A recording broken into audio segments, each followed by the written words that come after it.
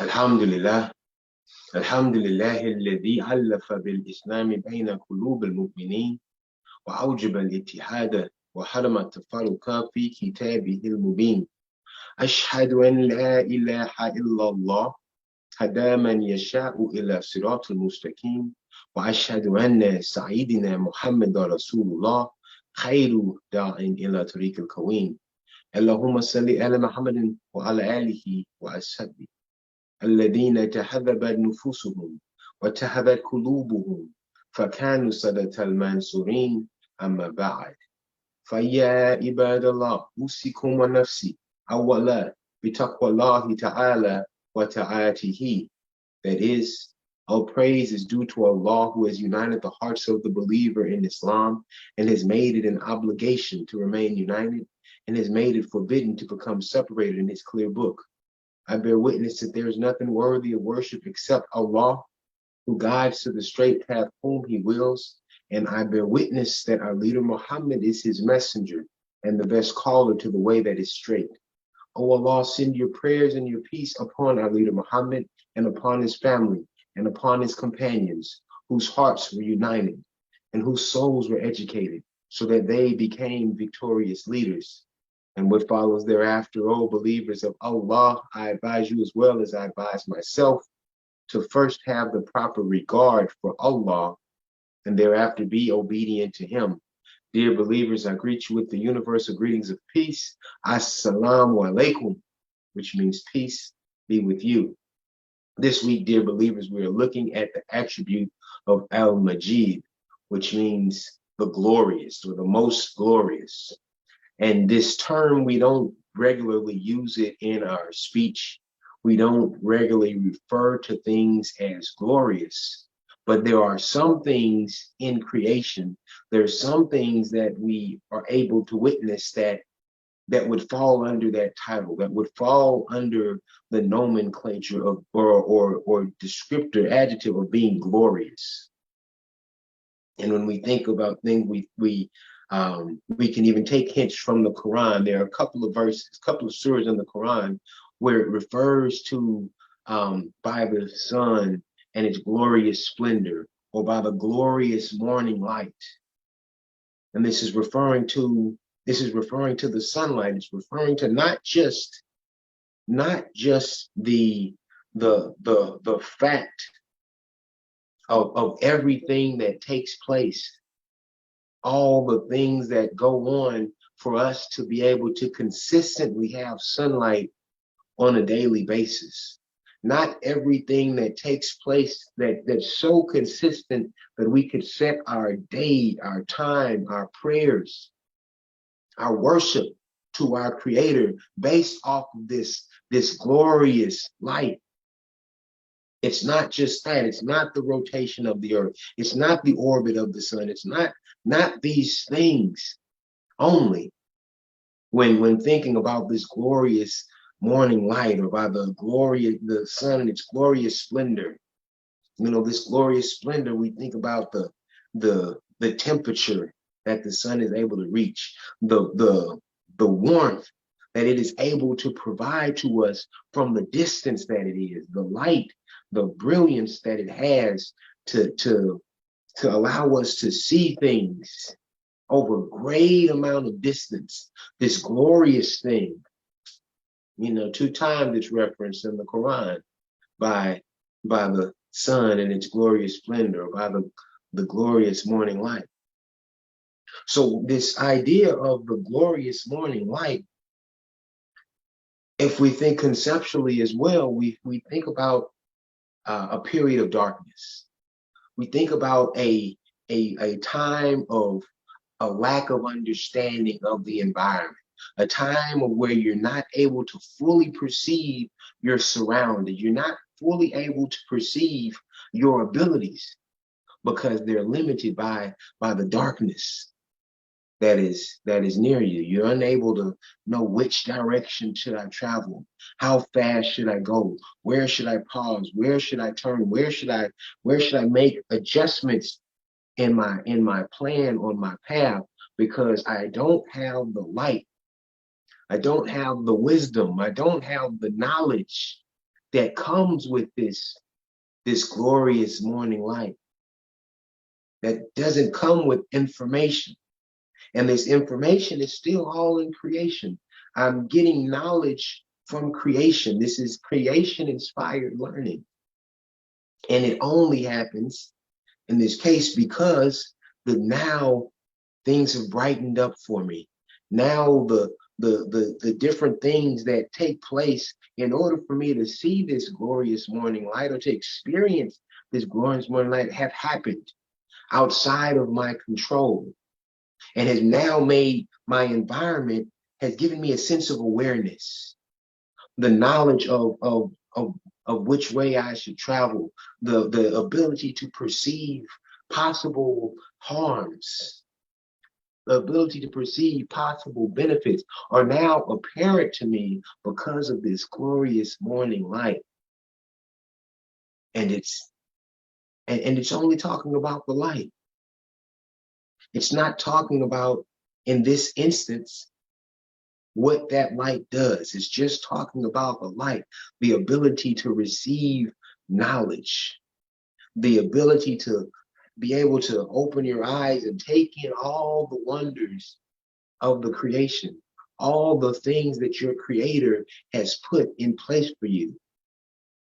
Al-Majeed, the glorious, the most glorious. So we think about this glorious morning light and everything that it gives us, our ability to have perception, our ability to make judgments, make assessments on what we should do when we think about Allah as being Al-Majeed, the glorious.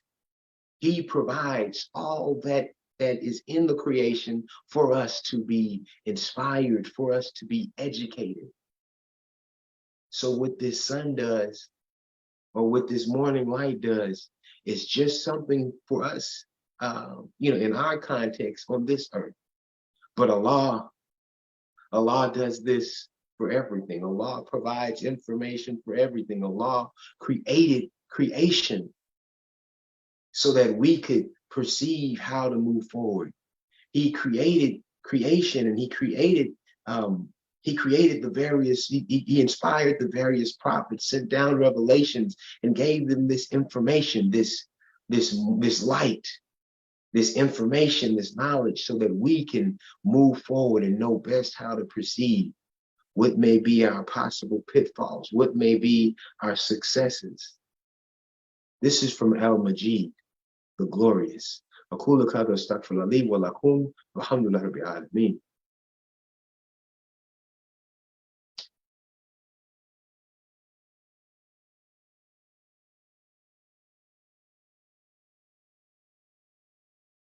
اللهم صل على محمد وعلى ال محمد كما صليت على ابراهيم وعلى ال ابراهيم انك حميد مجيد. اللهم بارك على محمد وعلى ال محمد كما باركت على ابراهيم وعلى ال ابراهيم انك حميد مجيد. So what was just stated says, "O Allah, send your prayers and peace, prayers upon Muhammad, as you and the family of Muhammad, as you sent your blessings upon Abraham or Ibrahim and the family of Ibrahim. Truly, you are truly you're glorious. You're highly glorious. O Allah, bless Muhammad and the family of Muhammad as you did bless Ibrahim and the family of Ibrahim." And it restates it. That it refers to Allah's glory again in the Al-Majeed, the same word, Al-Majeed. So this reference of turning to Allah to bless our Prophet Muhammad and his family, and not just from the physical sense, his blood relatives, but those who follow him, those who are among his community. We ask that Allah blesses the family of Muhammad, sends his blessings upon the family of Muhammad as he sent his blessings to the Prophet Ibrahim and the family of Ibrahim, all of those who follow in the way of Ibrahim. This is Al-Majeed, this is Allah. This is who we turn to because He has the capacity, the only one that is able to send their blessings upon our Prophet and upon us. The only one that has the capacity or the ability to do that is Allah, is Al-Majeed. And so we go back to that other verse in the Quran that says, by the sun and its glorious splendor. Its glorious splendor. Now, the first one, initially talking about the glorious morning light, just refers to the light, just refers to its ability to make things apparent. But now, when we talk about the sun and its glorious splendor, this is more of a physical interaction. This is not just something that's visual. This is a physical interaction. This glorious splendor encompasses more than just what you see. It's that warm air that you need. It's the vitamin D, it's the nutrients that comes from the sun that goes into the ground that gives plants life. This is part of the glorious splendor, not just the light. There's physical interaction there. This glorious splendor, it's the magnitude of it, it's the size of it. And we know that because we have the ability of technology as compared to what was there in the time of the Prophet, peace be upon him. We know that there are stars larger than our sun that make our sun look small, but still for us, it is a great and wondrous sight, one that we can't stare directly into, one that we cannot engage visually for too long because it will burn our eyes. And this is the creation of Allah, and we wonder, we want to see God, but we can't even stare into the sun. Allah's creation. So this idea of the sun and its glorious splendor expands way past just its visual effects, way past the knowledge that you are able to take in because you can now see, because the world has been lit up for you. Your environment has been made plain for you. It now talks about the benefit. It now talks about what this sun does, what it has the capacity to do, how it engages the temperatures and causes oceans to warm from millions and millions of miles away, causes oceans to warm and storms to be created. It changes the temperature, it causes deserts to become barren, takes lifeless environments full of life, and if it's over, and if it engages it too much, it becomes dead because there's an overuse. But if it's gone, if you're away from it, you become cold. If you move away from the warmth, if you move away from the heat, from the nurturing aspect of Allah's creation, the stuff that is good for you, you become cold. And people don't really want to engage with you too much because you've removed yourself. We have to look not just physically at these things, but conceptually, dear believers. It says by the sun and its glorious splendor. So we have to be able to isolate these ideas and truly engage with the Quran, truly engage with our religion, and know the difference, that it's not just saying, or it's not just inferring the same thing. The glorious morning light is just the morning light, what it exposes you to. And the splendor is what it does for you, what it does for creation. And Allah is Al-Majeed. Allah is the one that's going to put things in the creation that's going to make things plain for you, let you know the right way and the wrong way. This was the Quran. And there's another verse that says, no, this is a glorious Quran. Quranul Majeed. A glorious Quran. So if the Quran, the thing that is going to improve your condition and allow you to achieve paradise, if you study it, if you learn it, if you begin to live it, this gives you the capacity. It improves your life to where you can achieve paradise and have a have a great experience through the rest of eternity. And it just says that this is a glorious Quran.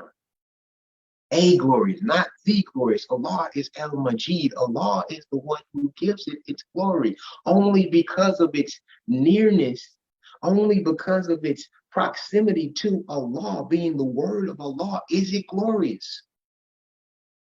And so everything that comes from that, everything that is in it to improve your life, everything that is in it that changed you from who you were, that glorious book, that glorious Quran is only glorious because of Al-Majeed. It only has that name because of what it is associated with. And that is your creator. That is Allah. That is Al-Majeed. So, dear believers, let's really begin to engage this religion. Let's really begin to engage the Quran and look at it in a way that's going to allow us to have perspective. And let's just continue to grow, dear believers. ربنا آتنا في الدنيا حسنة وفي الآخرة حسنة وقنا عذاب النار. ربنا تقبل منا إنك أنت السميع العليم. إن صلاتي ونسكي ومحياي ومماتي لله رب العالمين لا شريك له وبذلك أمرت وأنا أول المسلمين. الحمد لله رب العالمين. آمين.